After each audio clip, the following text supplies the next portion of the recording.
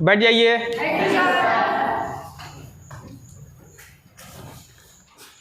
पिछले क्लास में हम लोगों ने पढ़ा कि अवतल दर्पण के सामने विभिन्न दूरियों पर जब वस्तु को रखते हैं तो प्रतिबिंब कैसा बनता है। किरण आरेख खींच करके सिलसिलेवार ढंग से हम लोग पढ़े थे ना। Yes sir. और आज का जो टॉपिक होगा, उत्तल दर्पण के सामने अगर वस्तु को विभिन्न दूरी पर रखेंगे तो प्रतिबिंब कैसा बनेगा।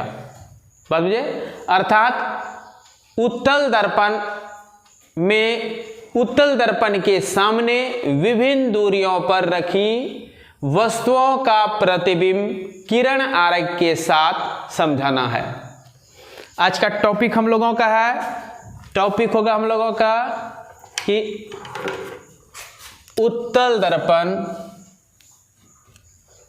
उत्तल दर्पण, उत्तल दर्पण क्या था? वैक्स करने वाला था। कॉन्वेक्स मिरर द्वारा प्रतिबिंब का बनना। प्रतिबिंब इसका कैसे बनेगा? पहले प्रैक्टिकल हम लोग कुछ कर लेते हैं। प्रतिबिंब कैसे बनेगा ना।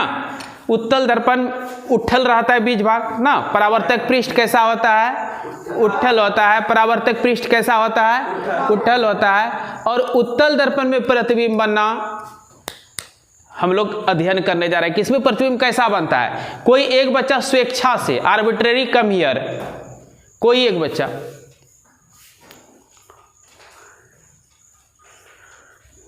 राज कोई साहस है केवल आने का ना। चलो इसमें प्रतिबिंब देखो तुम्हारा कैसा बन रहा है। बराबर बन रहा है सर। गोठाक चश्मा लो रे। मतलब हमसे छोटा सर। और तुमसे छोटा बना। अच्छा ठीक। नहीं तो ईटा चश्मा या गोठाक चश्मा बना के लेते हैं कि चलो देखो फिर से गौर से देखो। ठीक है, हमसे छोटा। अब देखो उससे छोटा, छोटा, छोटा, छोटा, हमेशा छोटा ही दिख रहा है। दिख रहा है ना? जी सर। तुमसे छोटा। और छोटा में सीधा है कि उल्टा है? सीधा। सीधा है ना। जैसा तू, तेरा ये सर भाग ऊपर है तो उसका भी सर भाग ऊपर है ना। जी सर। देखो छोटा भी और सीधा, सीधा भी है। उत्तल दर्पण में हमेशा प्रतिबिंब कैसा बनता है? छोटा और सीधा। और आप लोग चाहेंगे तो इसको देख सकते हैं, लीजिएगा। उत्तल दर्पण में प्रतिबिंब कैसा बनेगा? छोटा और सीधा। छोटा और सीधा। सीधा। छोटा और सीधा। सीधा। देख लिया सब कोई? सबको देख लिया। हमेशा छोटा प्रतिबिंब देख लिए। सबका मुंडी दिख रहा होगा, दिख रहा है। छोटा प्रतिबिंब और सीधा है।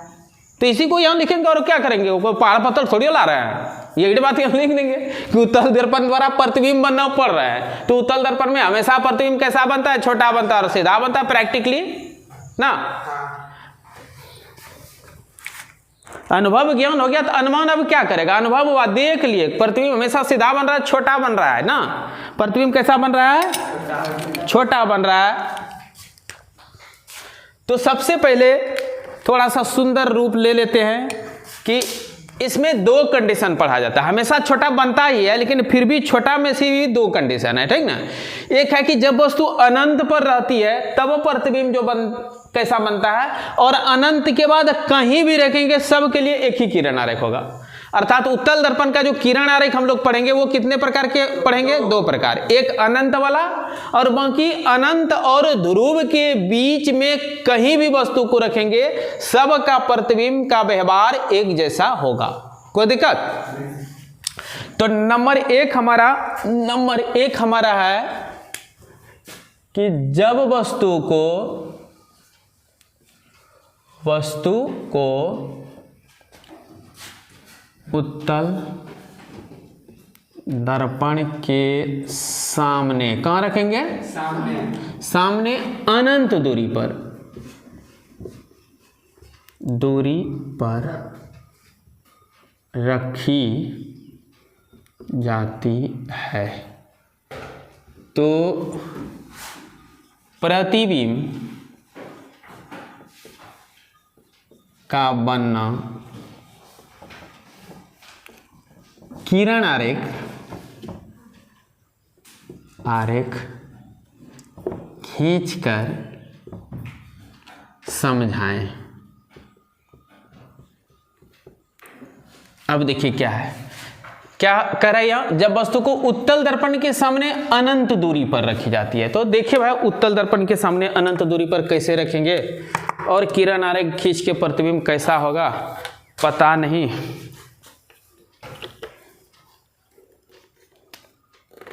सबसे पहले हम एक प्रधान अक्ष बनाएंगे।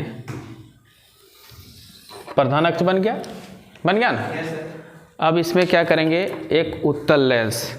अब इधर से नहीं, इधर से बना देते हैं।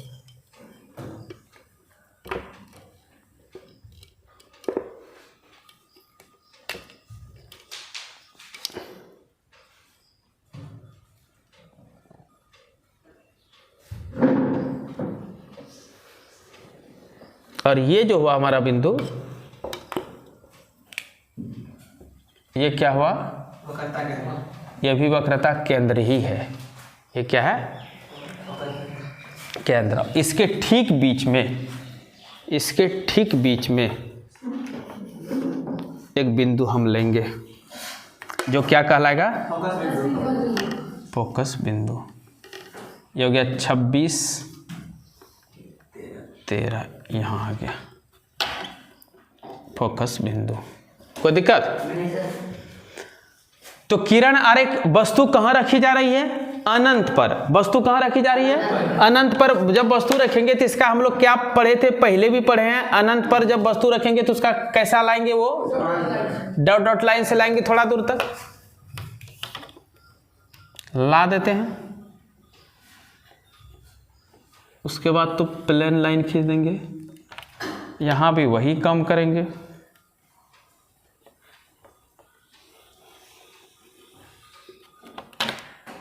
ये कैसा किरण है, आपतित किरण है।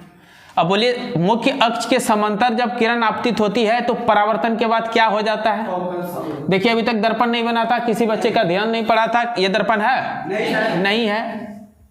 अब ये दर्पण हुआ, अब क्या हुआ, दर्पण हुआ। और ये किरण में जब तक एरो नहीं देंगे तो वो किरण नहीं होगा। ये दो चीजों को हमेशा ध्यान रखिएगा। दर्पण आप बनाते हैं, रज्जित नहीं करते हैं तो वो दर्पण नहीं होगा। और किरण जब खींचते हैं और इसमें एरो नहीं मारेंगे तो ये किरण नहीं होगा। अब बोले परावर्तन के बाद क्या होगा, फोकस से गुजरती है, लेकिन इधर तो उस पार में पेंट किया हुआ है तो समस्या हो जाएगा ना।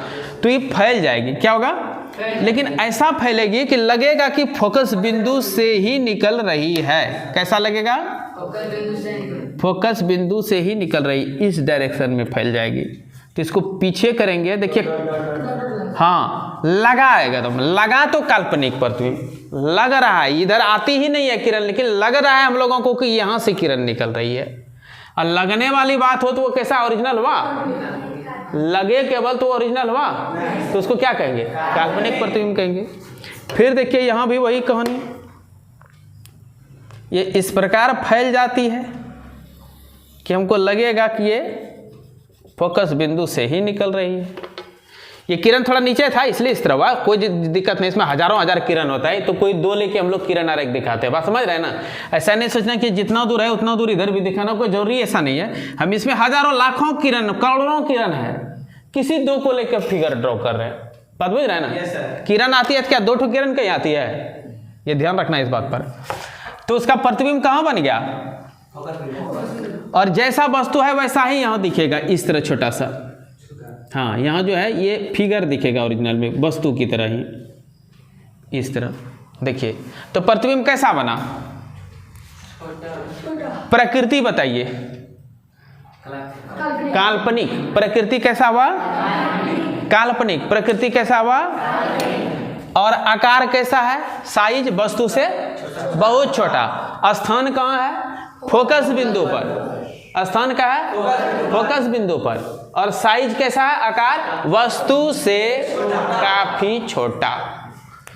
तो इसका उत्तर लिखेंगे, जब वस्तु को उत्तल दर्पण के सामने अनंत दूरी पर रखी जाती है तो प्रतिबिंब काल्पनिक। तो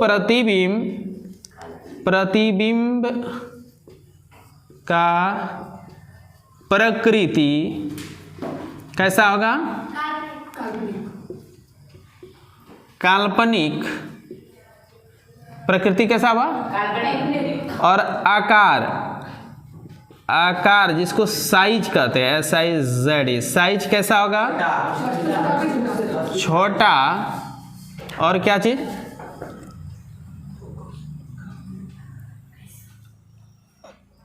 कैसा है? कैसा में उल्टा सीधा बताते हैं हम लोग? सीधा। सीधा। कैसा में क्या जवाब देंगे? सीधा। उल्टा सीधा।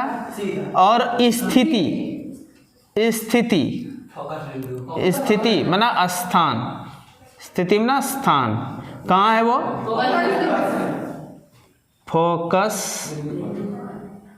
बिंदु पर। कोई दिक्कत? ये तो हो गया। और इसी तरह अब दूसरा इसका पॉइंट एक और बनेगा कि जब बाकी सब अनंत हो गया, अब बाकी किसी भी स्थान पर वस्तु लेंगे तो प्रतिबिंब कैसा बनेगा?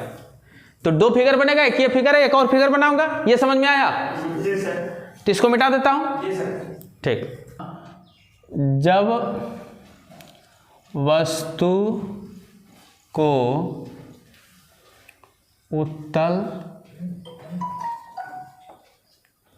दर्पण के सामने अनंत और ध्रुव के बीच कहीं रखी जाए तो प्रतिबिंब का बनना कैसा होगा? तो इसके लिए भी हम फिगर ड्रॉ करेंगे। सबसे पहले क्या करेंगे? सबसे पहले फिगर ड्रॉ करेंगे, और मैं कर देता हूं फिगर ड्रॉ।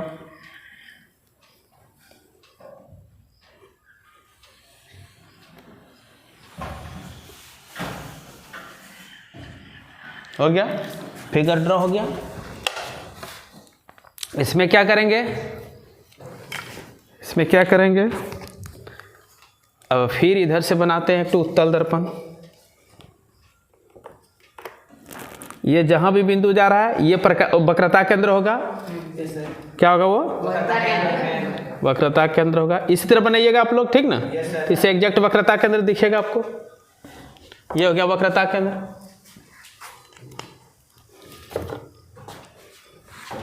ये क्या हुआ? सॉरी, ये नहीं, ये है वक्रता केंद्र सी। अब वक्रता केंद्र और ध्रुव, वक्रता केंद्र और ध्रुव के बीच में एक बिंदु होगा, फोकस बिंदु। देखिए दोनों के बीच में है एक बिंदु, 32 है, 16 दूनी 32, 16 से थोड़ा सा आगे बढ़ गए क्योंकि 32 थोड़ा ज़्यादा था। ये एफ हो गया। तीनों बिंदु मालूम। अब क्या है? अनंत पर वस्तु नहीं है, अनंत के अतिरिक्त कहीं होते एक किरणारोक कैसे खींचते हैं? प्रकाशीय अक्ष के समांतर। अवतल दर्पण में याद कीजिए हमेशा क्या किया, यहां भी तो समांतर, अनंत वाला तो दोनों किरण समांतर ले लेंगे। अनंत के बाद कहीं हो तो एक किरण हमेशा कैसा रहा? एक किरण हमेशा समांतर, एक किरण हमेशा समांतर। और दूसरी किरण प्रकाशिक वक्रता केंद्र की सीधा में। एक किरण हमेशा समांतर और दूसरी किरण वक्रता केंद्र की सीधा में ना, वक्रता केंद्र के सिद्ध में। तो हम लेते हैं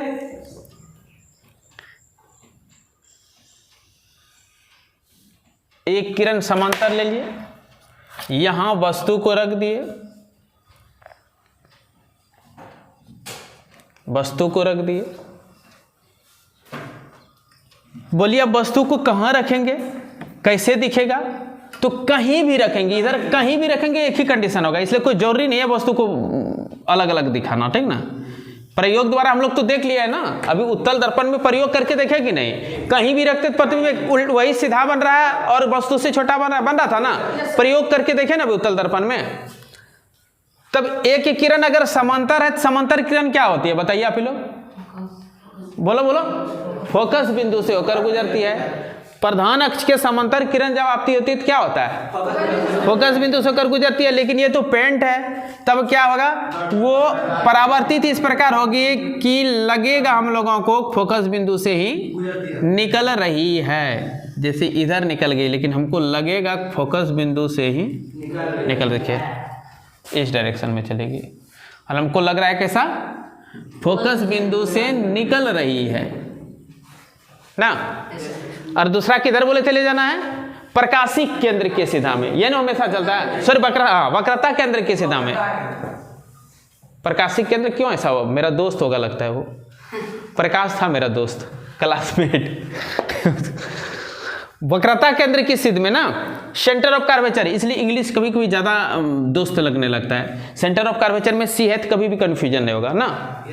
उसमें वहाँ प्रकाशिक केंद्र को ऑप्टिकल सेंटर लेंगे, लेंस में ऑप्टिकल सेंटर कंफ्यूजन नहीं कराएगा, सेंटर ऑफ कर्वेचर कंफ्यूजन नहीं कराएगा ना। चलो, तो सेंटर ऑफ कर्वेचर के सिद्ध में लेंगे, दूसरी किरण किधर लेंगे, सेंटर ऑफ कर्वेचर के सिद्ध में लेंगे, यानी कि प्रकाश वक्रता केंद्र के सिद्ध में लेंगे, वक्रता केंद्र के सिद्ध में लेंगे। देखिए, लेकिन सामने में क्या हुआ, सामने में तो दर्पण है, और जब वक्रता केंद्र के सिद्ध में आती है तो परावर्तन के बाद क्या होता है, वक्रता केंद्र उसी रास्ते से लौट जाती है ना।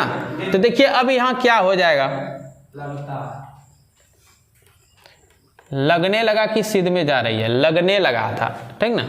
लेकिन इस सिद्ध में जब किरण आ रही है तो परावर्तन के बाद क्या होगा, इसी दिशा में लौट जाती है।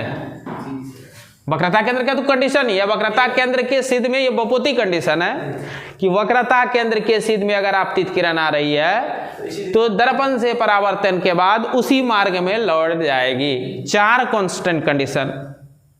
अगर दर्पण का किरण आरेख समझना है, भिन्न दूरी पर रखी वस्तु का प्रतिबिंब समझना है, तो सबसे पहले मेरा कांस्टेंट कंडीशन वाला क्लास समझ लो। तो इस प्रकार लौट गई है ना, चूंकि बहुपति कंडीशन है कि वक्रता केंद्र के सिद्ध में अगर आपतित किरण आती है और रास्ते में दर्पण बैठ जाए, चाहे वो अवतल हो चाहे उत्तल हो, दोनों स्थिति में क्या होगा, टकराकर उसी रास्ते से लौट जाती है। तो इसमें से लौटेगी, चूंकि उधर रसजित है ना, तब हमको लगेगा शायद ये वक्रता केंद्र से निकल रही है, ऐसा लगता है केवल। और दोनों लगने वाली किरण आपस में देखो कट गया है, कटा है, और कहाँ कटा है, ध्रुव और फोकस के बीच। और वस्तु से प्रतिबिंब कैसा हो गया, सीधा हुआ उल्टा हुआ, सीधा हुआ, वाह। और किधर, दर्पण के दूसरी तरफ ध्रुव और फोकस के बीच में। ये बहुत इंपॉर्टेंट है। उत्तल दर्पण का ये किरण आरेख और अवतल दर्पण का कौन, छठा कंडीशन। दोनों में काल्पनिक प्रतिबिंब है, लेकिन उसमें जो काल्पनिक है वो बड़ा है। अवतल दर्पण में जो पढ़े अभी छठा कंडीशन पिछले क्लास में पढ़े थे, हम लोग पढ़े थे, पिछले क्लास में पढ़े थे ना। क्या पढ़े थे कि जब फोकस बिंदु और ध्रुव के बीच में वस्तु रख देते हैं तब क्या होगा, तो एक किरण तो ऐसे ध्रुव पर आपतित होती है और इस डायरेक्शन में मुड़ जाती है। पढ़े थे अभी, इस डायरेक्शन में मुड़ जाती है। याद दिला दिया मैं तुरंत, फिर पिछले क्लास को अभी याद दिला दिया ना। तो इस दिशा में मुड़ जाती है। और दूसरा किरण के क्या मैंने बताया था कि दूसरा किरण जो है प्रकाश वक्रता केंद्र की सिद्ध में आपतित होती है, वक्रता केंद्र के सिद्ध में आपतित होती है। जैसे इधर गई, टकरा के इसी मार्ग से लौटती है, लौट गई। अभी दोनों किरण लगता है, कभी कटेगा तो इसलिए इसको पीछे अगर हम करते हैं, पीछे करते हैं तो एक बिंदु पर कहीं न कहीं कटता हुआ प्रतीत हो जाता है।